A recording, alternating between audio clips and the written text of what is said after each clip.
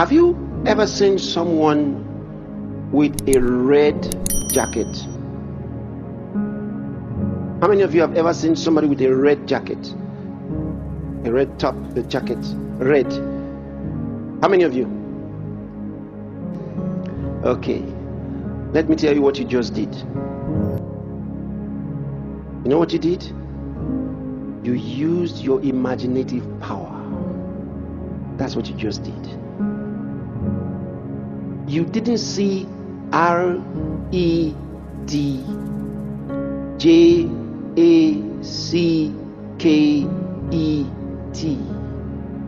No, you saw the image of a red jacket, and probably even the image of that person on whom you saw it. You immediately imagine the jacket and what it looks like, because I didn't say a red skirt and I didn't say a red trousers, right?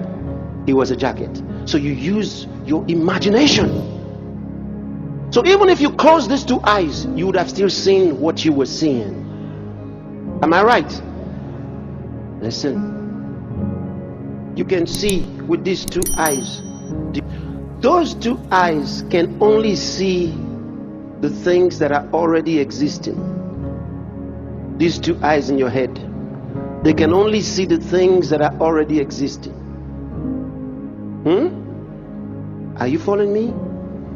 The one you used just now in seeing to the past at a jacket you saw some time ago, whether an hour ago or last year, the eyes you used just now, they are the eyes of your soul. Can you see that? They are the eyes of your soul. So they are in your imagination. The mind, the will, and the emotions are in the soul. Are you following what I'm telling you? If you miss this, it might take you a long time to get it again. Okay. Then your spirit has eyes. Those eyes only see what God shows them. You can't use them when you want to, because they are not for this world. They are for the spirit world. They only see what God shows them, and when God empowers them to see. So you can't use them by yourself. But there are two that you can control. This one, you can open them and see, oh, that's a loudspeaker there. Oh, that you can see that. You can see me with this one. And you can turn your head to see something over there. You control them to see what already exists. But the one you used just now, you can use to see the past, the present, and you can use to see something that does not exist. You can use it to see what you want to see. So when you see something you don't like, I'm talking about those eyes of your soul. All right?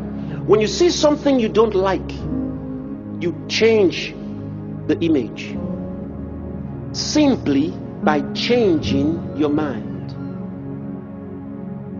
Then you try again to see what you want to see. Then you may be interrupted by something else that you don't like. Stop and change the image again. And then see, make out in that eye, that soul vision, make out what you want to see again. Now when you make it out, hold it if you like what you are seeing. Make what you want to see. Use what you call your imagination. Are you hearing me? Imagine it, focus on it. Once that is what you like, hold it. If you like, you can write it, what you are seeing. You say, I see this. Write it down. Then every time you take it, you read what you saw. Then you say, I see whatever it is. Then continue to focus and give it some time every day.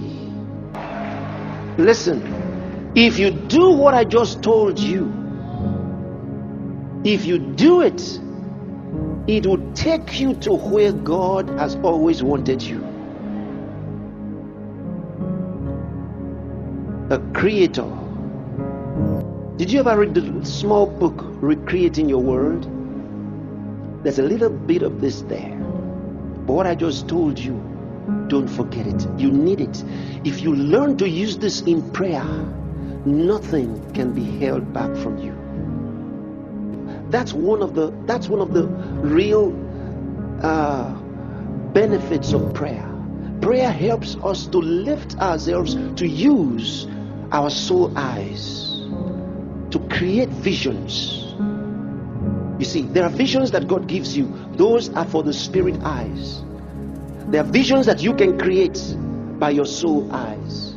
Then there are visions that are for things that already exist. Those physical eyes, that's their limitation. So when you pray, use your soul eyes to create them.